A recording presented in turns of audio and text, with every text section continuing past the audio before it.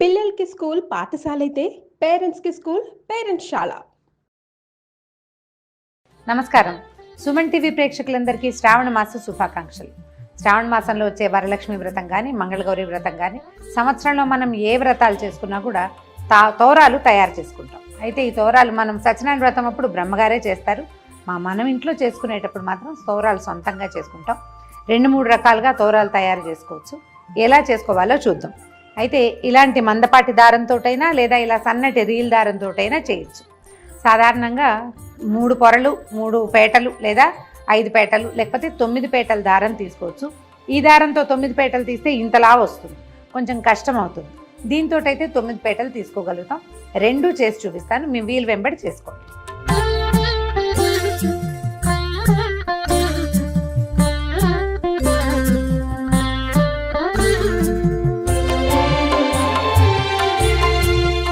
ఒకటి, 2, 3,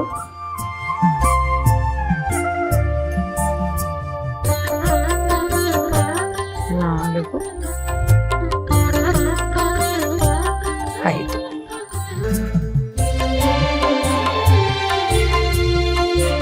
ఐదు పోగుల దారం తీసుకున్నాము. దీనికి పసుపు రాసేసి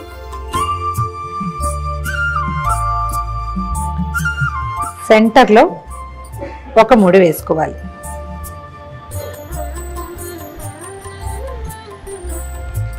ఒక చిన్న మామిడాకును తీసుకుని దీన్ని సన్నగా చుట్టాలి.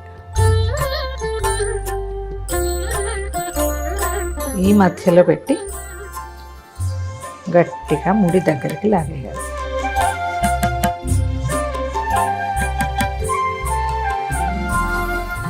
సెంటర్లో ఉంది కదా, ఇటు 4 సాదా ముళ్ళు వేసేసుకోవాలి.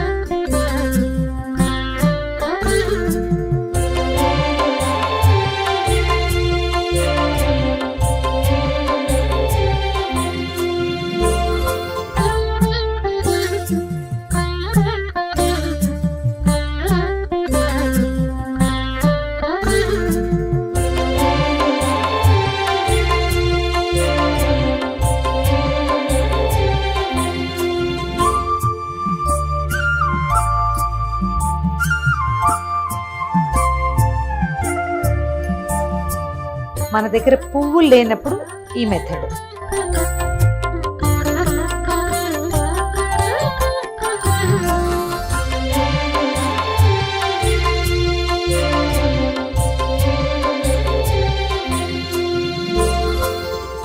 ఐదు పొరలే తీసుకున్నాము. సెంటర్ తీసుకోవటము, మధ్యలో ఒక ముడి.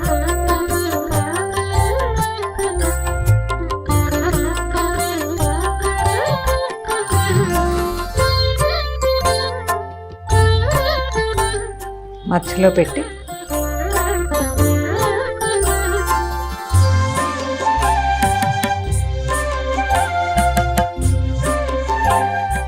మధ్యలోకి ముడేసేయాలి.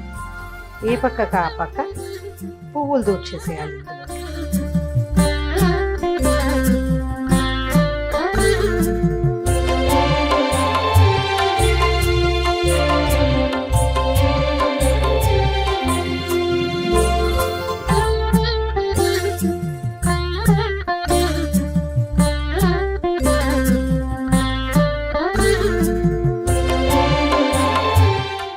ఇది మందపాటి దారం కాబట్టి ఇలా వేస్తాం.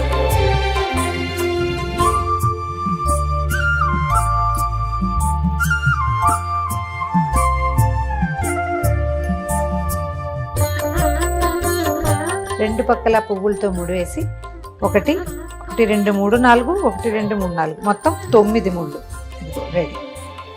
ఇప్పుడు 3. ఈసారి సన్నటి రీల్ తీసుకుంటాము. కొందరిళ్లలో 9 పోగులు వేసే అలవాటు ఉంటుంది. ఆ 9 పోగులు ఈ దారంతో అయితే బాగా కుదురుతుంది.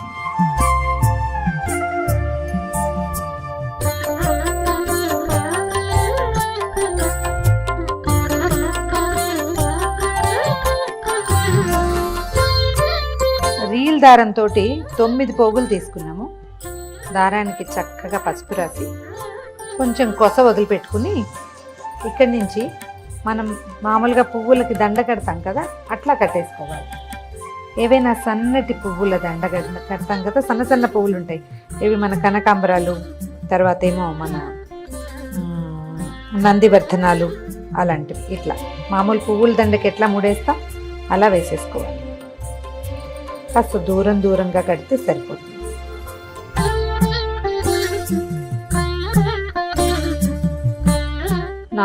దాని ముళ్ళు పడ్డాక 5వ ముడికి ఒక చిన్న మామిడి ఆకుని పెట్టుకుంటాం.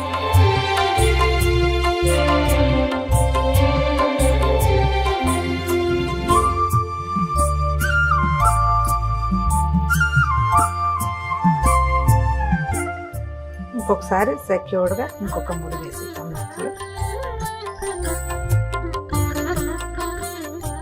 ఇంకొక 4 ముళ్ళు వేస్తే సరిపోతుంది.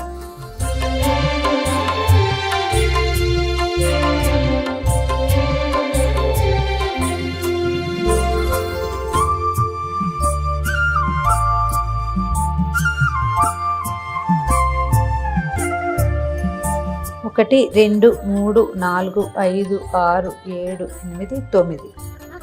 1 2 3 4 5 6 7 8 9. 1 2 3 4 5 6 7 8 9.